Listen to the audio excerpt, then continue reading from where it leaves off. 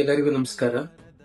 ಇದೇ ಫೆಬ್ರವರಿ 12ನೇ ತಾರೀಕಿನ ದಿವಸ ನವದೆಹಲಿಯ ಜಂತರ್ ಮಂತರ್ನ ರಾಮ್ಲೀಲಾ ಮೈದಾನದಲ್ಲಿ ಬೋಧ್ ಗಯಾದ ಬುದ್ಧ ವಿಹಾರದ ಒಂದು ಆಡಳಿತವನ್ನ ಸಂಪೂರ್ಣವಾಗಿ ಬಿಕ್ಕು ಸಂಘಕ್ಕೆ ವಹಿಸಿಕೊಡಬೇಕು ಅಂತೇಳಿ ಬೌದ್ಧ ಬಿಕ್ಕುಗಳೆಲ್ಲರೂ ಸೇರಿ ಒಂದು ಬೃಹತ್ ಆದಂತಹ ಒಂದು ಆಂದೋಲನವನ್ನ ನಡೆಸ್ತಾ ಇದ್ದಾರೆ.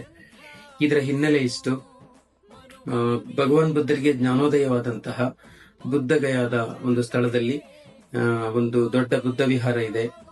ಅದನ್ನ ಜಗತ್ತಿನ ಎಲ್ಲ ಬೌದ್ಧರು ಕೂಡ ತುಂಬಾ ಗೌರವಿಸ್ತಾರೆ ಮತ್ತು ಪ್ರೀತಿಸ್ತಾರೆ. ಲಕ್ಷಾಂತರ ಜನ ಅಲ್ಲಿಗೆ ಪ್ರತಿ ವರ್ಷ ಭೇಟಿ ಮಾಡ್ತಾರೆ. ಇಂಥ ಬುದ್ಧ ವಿಹಾರದ ಆಡಳಿತದಲ್ಲಿ ಈಗ ಸದ್ಯಕ್ಕೆ 4 ಜನ ಹಿಂದೂ ಸದಸ್ಯರು, 4 ಜನ ಬೌದ್ಧ ಸದಸ್ಯರು ಮತ್ತು ಒಬ್ಬರು DC ಅಧ್ಯಕ್ಷತೆಯಲ್ಲಿ 9 ಜನರು ನಿರ್ವಹಣೆ ಮಾಡುವಂತಹ ಒಂದು ಕಾಯ್ದೆ ಇದೆ. ಅದನ್ನ ಬುದ್ಧಿಸ್ಟ್ ಟೆಂಪಲ್ ವಿಹಾರ ಆಕ್ಟ್ ಅಂತೇಳಿ, ಬುದ್ಧ ವಿಹಾರ ಟೆಂಪಲ್ ಆಕ್ಟ್ 1949 ಅಂತೇಳಿ ಆ ಕಾಯ್ದೆ, ಅದನ್ನು ಬಿಹಾರ ಸರ್ಕಾರ ಮಾಡಿದೆ. ಈ ಒಂದು ಪ್ರಕಾರವಾಗಿ ಬೌದ್ಧ ವಿಹಾರದ ಆಡಳಿತದಲ್ಲಿ ಹಿಂದೂಗಳ ಒಂದು ಡಾಮಿನೆನ್ಸ್ ಇದೆ. ಹಂಗಾಗಿ ಆ ಬೌದ್ಧ ವಿಹಾರದಲ್ಲಿ ಬಹಳಷ್ಟು ಹಿಂದೂ ಆಚರಣೆಗಳನ್ನ ಮಾಡಿ ಬೌದ್ಧರಿಗೆ ಒಂದು ಮನಸ್ಸಿಗೆ ನೋಯಿಸುವಂತ ಕೆಲಸ ಬಹಳ ಹಿಂದಿನಿಂದಲೂ ಕೂಡ ನಡೀತಾ ಇದೆ.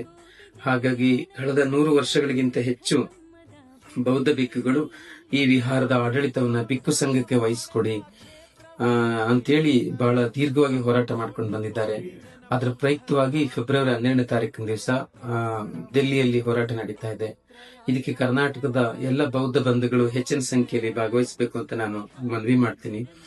ಮತ್ತು ನಮ್ಮ ಕೇಂದ್ರ ಸರ್ಕಾರದ ಮಾನ್ಯ ಪ್ರಧಾನಮಂತ್ರಿಗಳಾದಂತಹ ಶ್ರೀ ನರೇಂದ್ರ ಮೋದಿ ಸಾಹೇಬರಿಗೂ ಕೂಡ ನಾನು ಅಪೀಲ್ ಮಾಡ್ತೀನಿ.